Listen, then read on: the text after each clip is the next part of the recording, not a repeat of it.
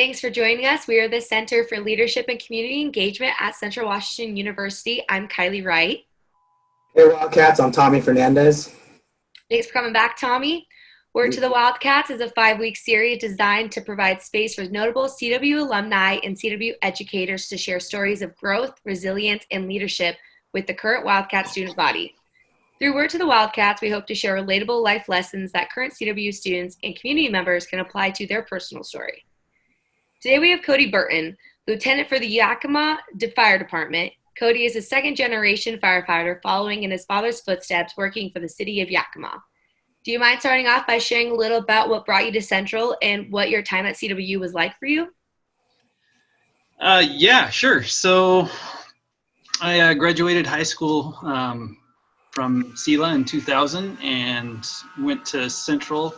And Central was kind of a reflection of the things I liked about school, where it was a smaller atmosphere.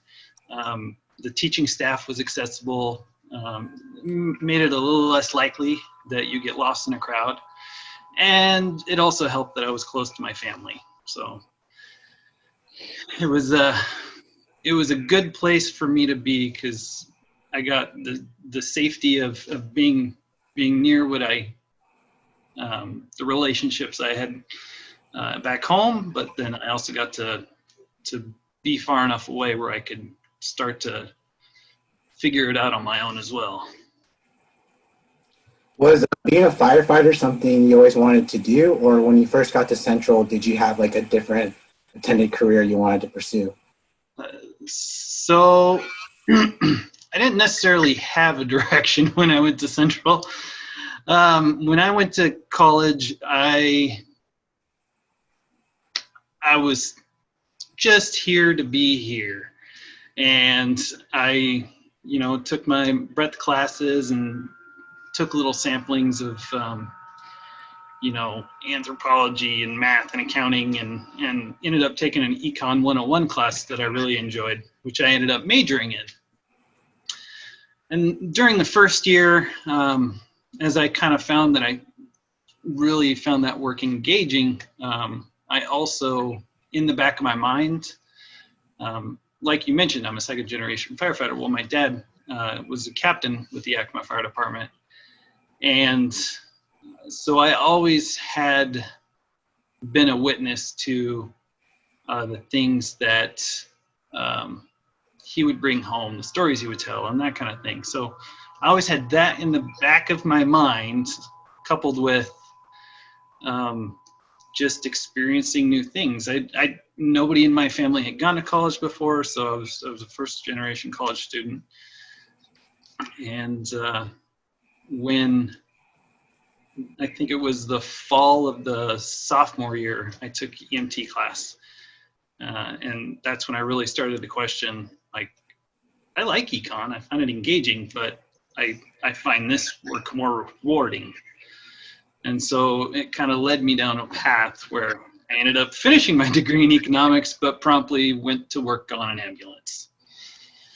Because like I said, I found it rewarding. I found it challenging. It was solving problems in 15-minute intervals is essentially what it was.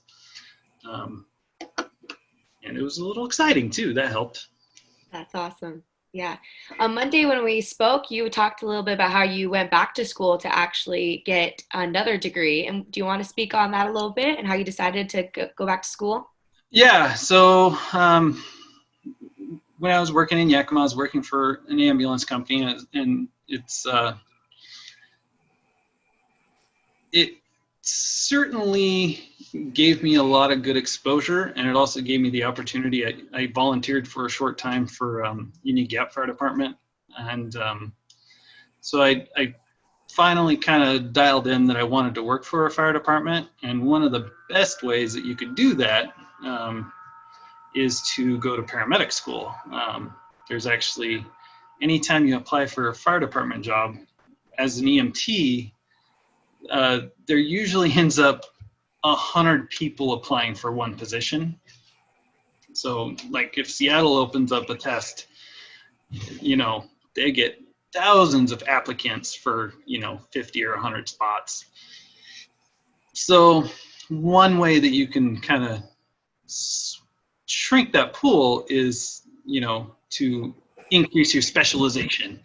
And so I decided after that kind of gap year where I worked for the ambulance, I decided to go to paramedic school and to enhance my specialization. Mm-hmm. What year did you graduate? Finished in 06-ish. It was a tail end. It was the classes and stuff finished, in the spring, but at that time you basically had to ride on an ambulance until you had accrued a certain amount of skills, which was just pure luck of the draw. Did you do that in Ellensburg, or did you go back to Yakima for that? So the way the program is you actually end up going all over the state. So Wow. you proverbially learn multiple ways to skin a cat, because every department functions in their county system, and they all have little different rules, little tweaks that they do. So I'd ride in Kennewick one week, and then the next week would be Walla Walla, and then the next week would be up in Snohomish County for Monroe. So, it was very interesting and eye-opening, and like I said, it just opened up such a diversity for experience and different challenges too. You get to witness how every department operates, and the challenges they face and the way they overcome them, and vice versa. I'm able to take back and see these little snapshots of things and file it away in my little index card in my head and save it for later when I find something similar. Cody, I'm not very knowledgeable on like the ranking system for being a firefighter. Being to be a lieutenant, and what are some of like the responsibilities of that role? So a lieutenant is kind of the first rank of above firefighter, and some departments actually have an in-between rank there where they hire an engineer. They have an engineering position, which is the driver and apparatus operator or pump operator. And then lieutenant would be the person who's in charge of the engine as the whole, or ladder truck. So I work on an engine company at the airport fire station in Yakima. And so I am in charge of the crew, and we actually have a second unit there, which is the airport crash rig that I'm also in charge of as well. So the lieutenant is the person, like I said, who's in charge of the crews as a whole. And then the rank above me is captain. And then, the captain, where I work, he's on a different shift at my station. But if he has a job around the station that he needs our shift to take care of, he'll pass it on to me, and then I'll, delegate accordingly. And then above that is battalion chief or shift commander, depending on what department you go to.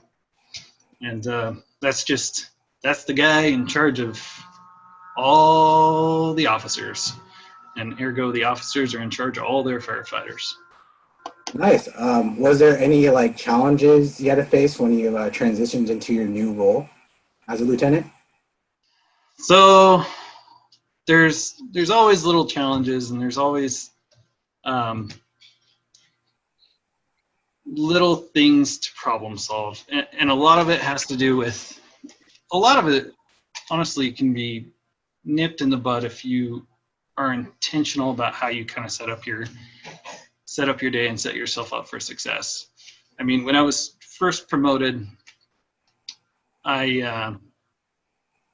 the first time I worked with the crew I was going to be assigned with, I hadn't necessarily worked with this particular crew before at any length of time. I didn't necessarily have a relationship beyond knowing their names and being vaguely familiar with them.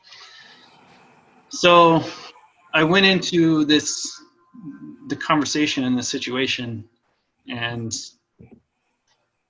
I just basically put it out there that I here are my expectations for you, and these are the things that I expect. You know, I expect that we're going to get these daily jobs done, you know, in a timely manner, so we can move on to the next part of our day. And conversely, it also comes back to, I'm going to come to you and make sure that that I'm helping you get the stuff that you need done. It can't always just be what I want done, but for them to grow, I have to come to them and actually find out what it is they need, what they want to work on, how they can get what they need done. And, you know, if they are interested in pursuing something, what can I do to facilitate that? And also a part of that at the back end of that conversation is they should have expectations for me too.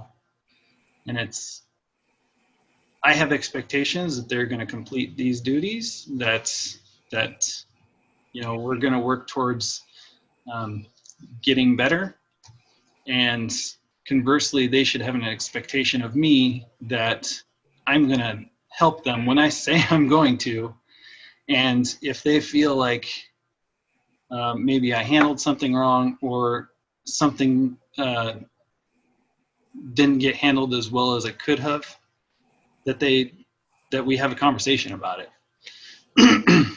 Unfortunately, you know, you can't set out expectations for everything. Like, it's a bulleted point list. I don't have the time in the day. We got stuff to do. So when those situations occur where, you know, something was completed and you weren't necessarily satisfied with the results or the way it happened, or maybe, you know, something about it irked you, whatever the case may be, it's I promise I'm going to approach you. I'm not going to come at you. I'm going to ask questions, and we're going to find out, you know, why it was done this way. Could we have done it better? Could I have helped you better? And if it was a mistake where I felt like maybe I should have asked you to do it a different way, that's on me. Mm-hmm. So it's a learning experience. Yeah. On both ends. Those are all great learning experiences. And for you as a leader growing, what is your perspective on serving as a manager versus a leader? How do they overlap for you? So a manager is a position. It's, you know, you're supervising, you're in charge of a project, and leadership is something that lends itself to being a part of management, not necessarily ends up being there. And an example I would give is on my crew, I have 2 senior firefighters and a junior firefighter. The junior just completed his 2nd year recently, and when he was assigned to our station, they had to train him up to be able to operate the crash rig. It's not a certification I've held for probably 10 years, so I was not the best person to do it. But they took it upon themselves to train him up to their level, which was proficient, which was strong, you know, very knowledgeable. And he would ask questions to them, they would answer. And I got to be a witness to this, where I'm seeing this interaction, and the senior firefighters essentially take that leadership position of kind of guiding and building, which being able to foster that environment, I would like to take credit for it, but realistically, it happened organically. You know, I did some things that certainly set the tone. I probably may have done something at some point that messed it up, but hopefully I made up for it. But the leadership was not by rank. It wasn't his job description. But conversely, when I'm sitting in my seat, I feel like I owe it to my crew, my guys, to be a leader, to be the one who puts myself out there, who is honest, and that goes both ways. I have to be able to accept that honesty too when they come to me. Yeah. And conversely, I promise them that I'll be honest with them. Yeah, you mentioned that, of course, being your position, you have to deal with many different people. So what is some advice you would give about navigating different relationships you may form in the workplace? I have two big pieces of advice I would give. And number one is be genuinely you. That's great advice. At the end of the day, when you get off of work and you go home and you let your hair down, you should not be exhausted from putting up a front and being somebody you're not, and have that added stress. Stress is something that is terrible for your body. And if you're going to be exhausted at the end of the day, it should be because, you felt like you gave it your all and you knocked it out of the park. The second part of that is be aware and be mindful of other people's actions. People will tell you who they are through their actions. Some people talk a really good game, and their actions suggest otherwise, and others, say very little, but their actions tell you who they are. And if you are more mindful of their actions versus their words, it speaks to that person's values. In the fire service, we have a saying of, you learn more by looking at the smoke than by looking at the fire, because the fire is just bright. It's bright, it's burning, oh, it's neat, it's cool. But by looking at the smoke, you can actually tell what it's burning, where it's burning, how hard and how fast it's burning, and it gives you an idea of tactically how you deal with it. And it's kind of it's similar with people. Don't watch the fire. Watch the actions, watch the smoke. Yep. Watch by doing, learn by doing. Yep. Dealing with relationship, what are some of the communication strategies you have to do when it comes to talking with different groups of people, or just how people respond to different things and stuff like that? Different strategies for communicating with different personalities, essentially. So everybody is the sum of the values that they learned growing up. Luckily, being in the profession I am, I get to work with a lot of people that are very similar in values. So if I'm able, when I approach those people, if I don't know them personally, that's the caveat to this whole thing, is if I don't know them at a personal level, I approach a conversation with the values that are really a part of the fire service, which is, that being empathetic, having a strong work ethic, and approaching things in a logical manner. So to speak to talking to different personality types, you should be able to kind of talk to anybody with the basic baseline, the mutual respect and understanding. In the fire service, we have a mutual trust. We refer to each other as brother and sister firefighters. So our conversations sound a little less couth at times. They're very direct. They'll be kind, but they'll be strongly worded. And then there are other personalities where if we're not talking to one of ourselves, if we're perhaps talking to a patient, well, that's a professional tone, and you don't know how other people are going to respond. So you speak to them plainly, you speak to them honestly, and don't sugarcoat things. It doesn't necessarily help the situation at all. Mm-hmm. And you get your point across. But it doesn't behoove anybody to sugarcoat things.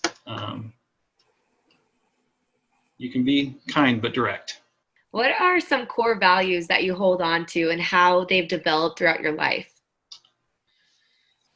Well, so the core values,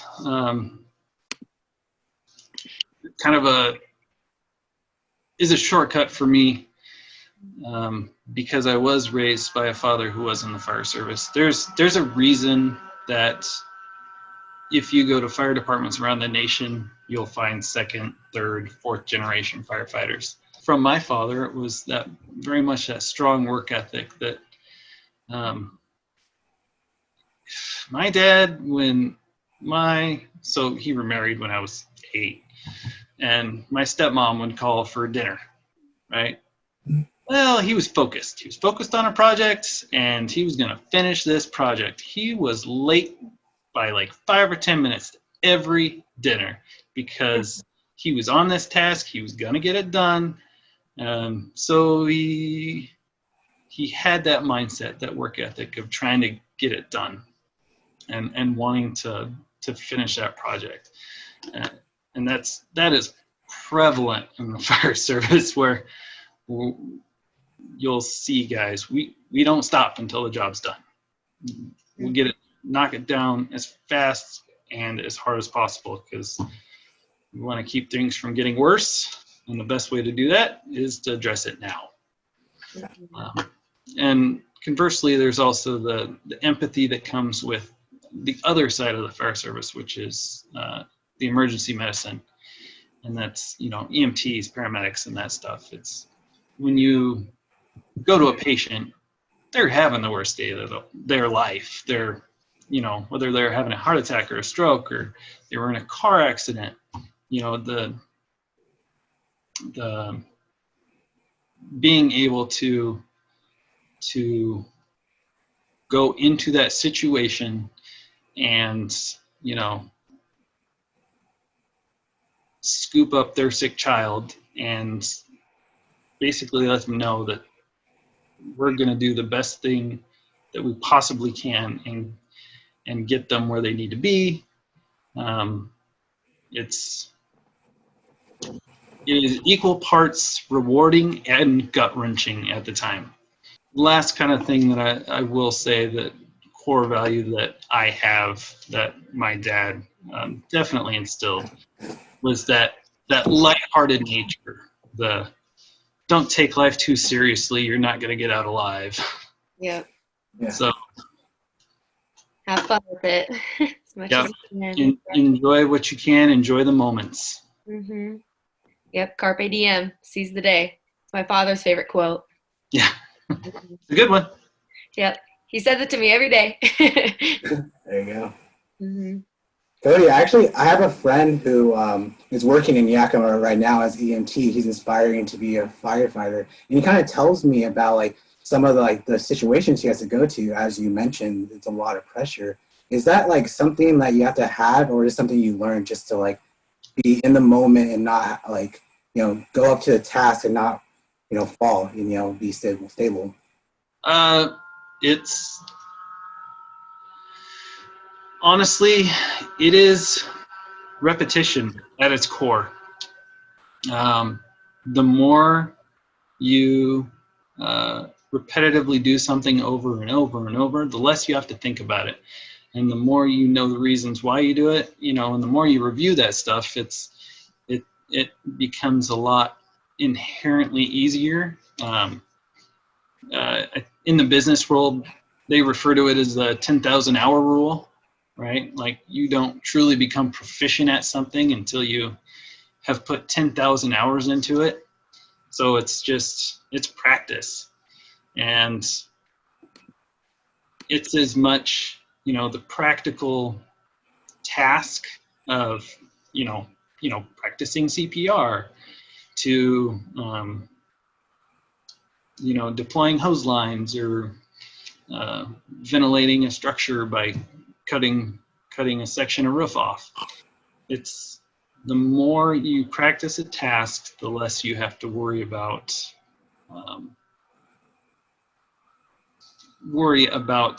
being overcome by the pressure of the moment.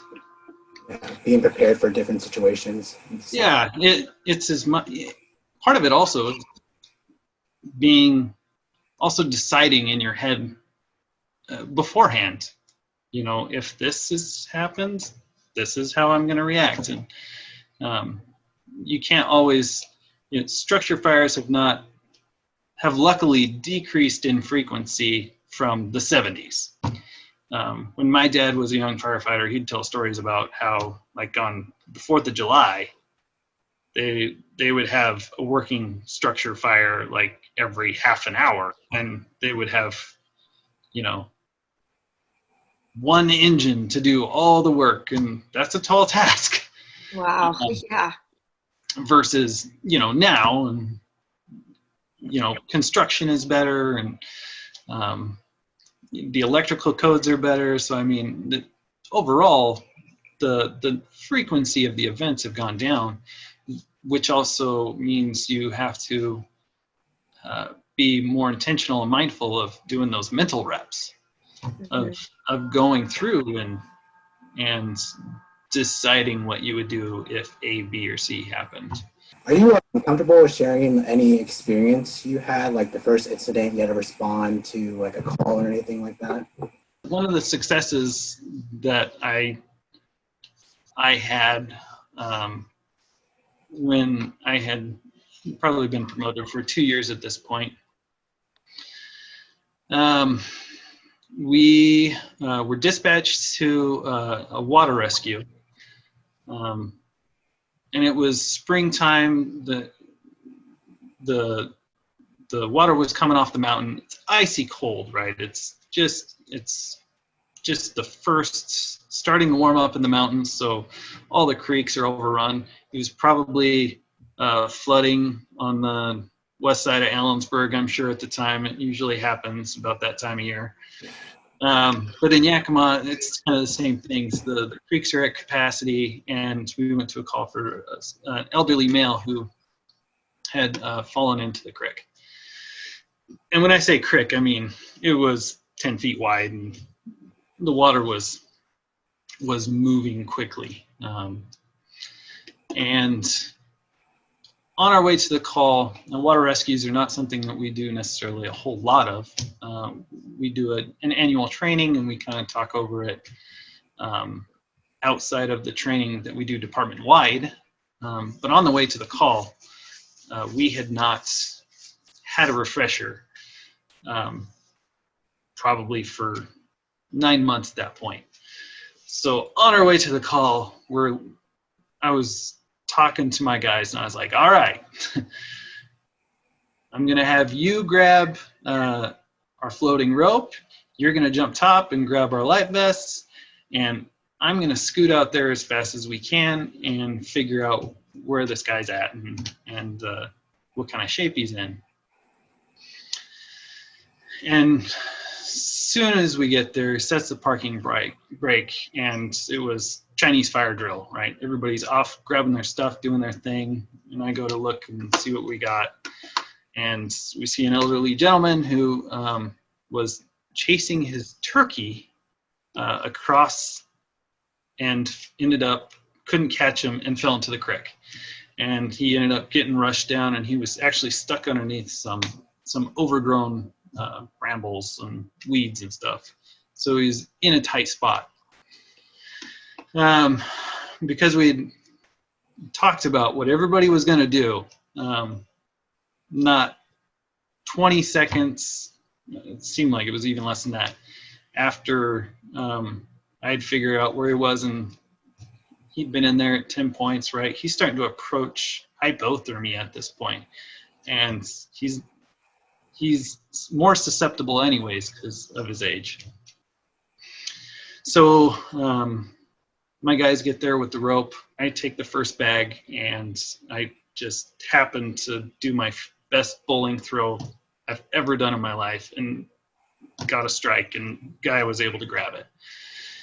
Usually we try and get a second one in there so we can kind of loop it in there and make it so he doesn't have to use his body weight, and so that we can actually take all of his weight for him, because at this point he's hypothermic.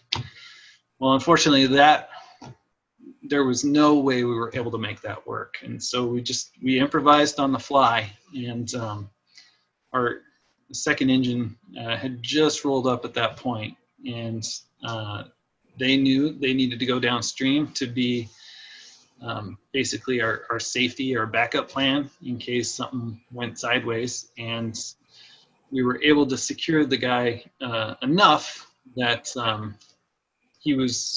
when he let go, he was able to get drugged towards the shore. And my tailboard firefighter was sitting there and caught him and drug him up on shore, and he was on the gurney on his way to the hospital by the time our battalion chief got there. So it was a rapid series of events, but it was the quintessential example of, we practice our tasks for proficiency so that when we get there, we can execute quickly and hopefully get the best outcome. And that was, I think, technically the first save I had as a company officer. That's an amazing story. Yeah, thank you for sharing that story with us. Yeah. Like you said, you have to improvise a lot, and they teach you for certain situations how to react, but all situations can be different. So being able to improvise and think of a new way to do things must be very important. Yeah, we practice our core tasks, to a heavy level of proficiency. But it's the actual experience on the job, when we go to fires and when we go to EMS calls, where it's that experience of, well, we tried this and that did not work at all. Is there anything that you wish you would have known as a new firefighter right out of college?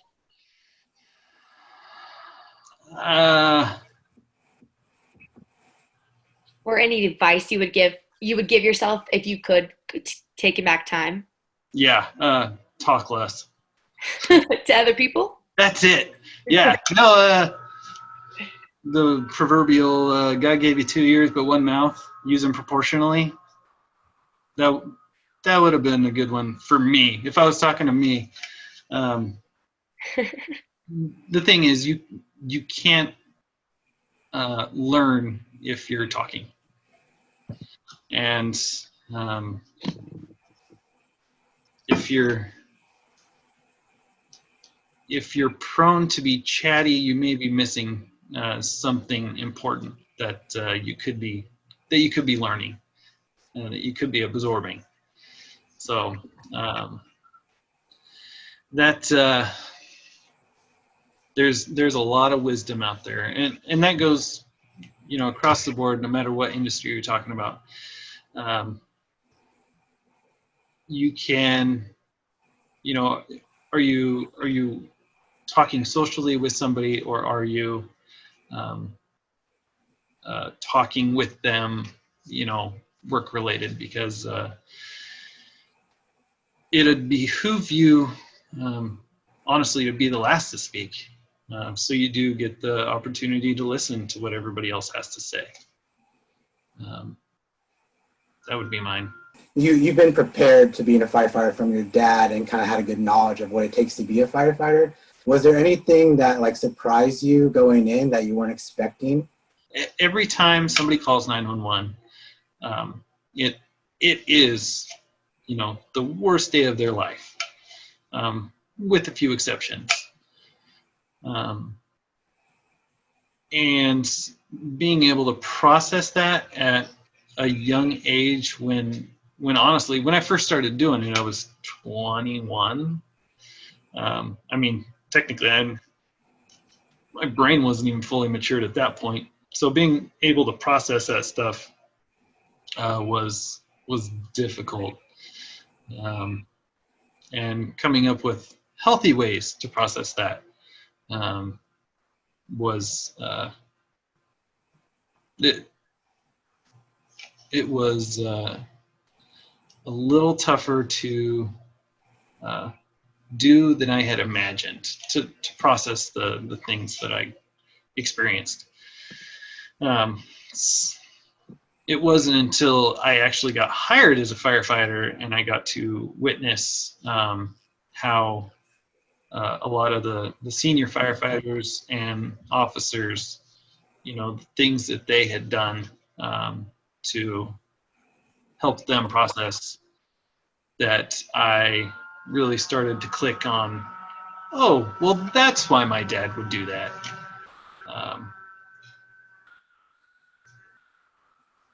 So some of that, I guess, came with age, where I started to look back into my past and realize some of the things that my dad did, where I was like, oh, I always thought that was kind of weird where I did that, but okay. Can you share an example of a time you made a mistake and took ownership for it? And how did you approach that, and what lessons did you learn? So it would have been April 1st of 2018. This would have been about 4 months after my dad passed. I came back to work, and I didn't necessarily realize it at the time, but I wasn't ready. And this kind of ties into emotional toll and processing and whatnot. At the end of the day, it's time. Time, is necessary to help you process things. And I was not necessarily all at work. And that was, unfortunately, it was also the day before my girls' birthday. But we responded to a fire, and I'd been back to work for a couple weeks at this point, and I was physically there, and I was walking through this the structure. There wasn't necessarily a whole lot going on. It was light smoke conditions, and we had been there previously, and we had cut out some sections of floor and dropped some roofing. And I was walking through, visibility was poor, and I was kind of absent-mindedly, I was not in the moment. And I ended up, found a section of flooring that happened to be absent, and that 80 pounds worth of gear, gravity doing what it does, took me to the ground, and not the ground, actually, it was a rafter. A rafter broke my fall. And it broke 5 ribs.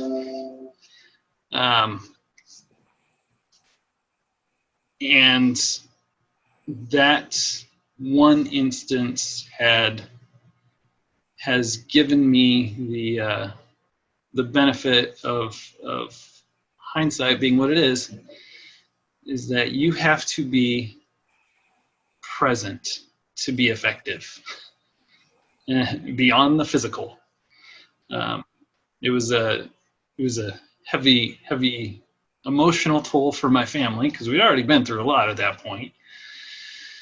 And then obviously, it's not like my daughters were going to let me live down the fact that I ruined their birthday.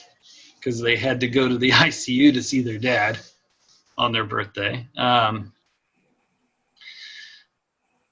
But anytime you find yourself in a position where you need to work hard, you need to be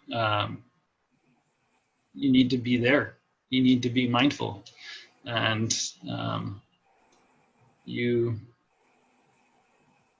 cannot just be present.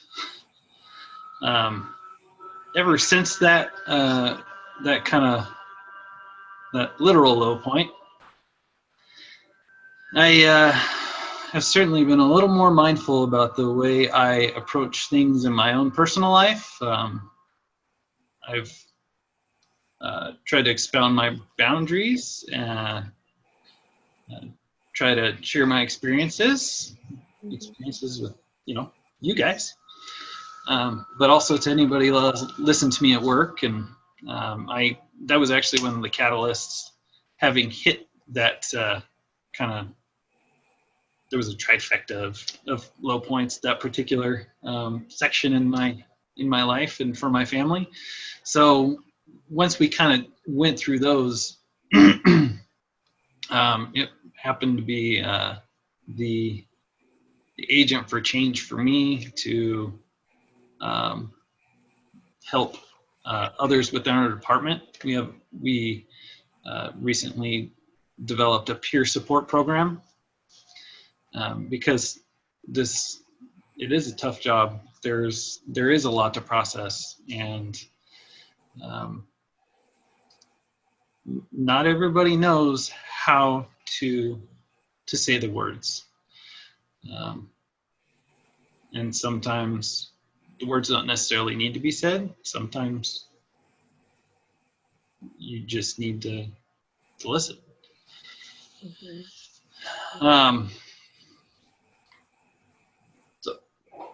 So that is certainly one mistake that I made on a personal level. Now that isn't necessarily directly about leadership, but it does speak to the mindfulness that I think is absolutely important when you are trying to engage other people, and when you're trying to be authentic to them. Is you definitely need to be a part of it. It's full-fledged. You need to be there. Mm-hmm. Step one, show up. Yeah, Cody, I just wanted to thank you for sharing, and that totally is a leadership lesson for sure, and a great thing that everyone can take away from. Well, thank you for having me. I appreciate it. Of course. As we wrap up this episode, what is the core takeaway you want listeners to hear from you? So, as we kind of talk a little bit about leadership and whatnot, at the core of everything, leadership starts with building relationships. And at the end of the day, step one, you have to show up. And everybody has, that one or two contacts in their phone where they look at and they're like, oh, I really need to call them. Like, especially with everything that's going on right now with COVID-19. Like, everybody has, they know of that person who's particularly isolated, and they keep thinking to themselves, hey, I should reach out. Be mindful, reach out. They're going to appreciate it more than you know. And everybody has their own very human experience. So go do it together. Yeah.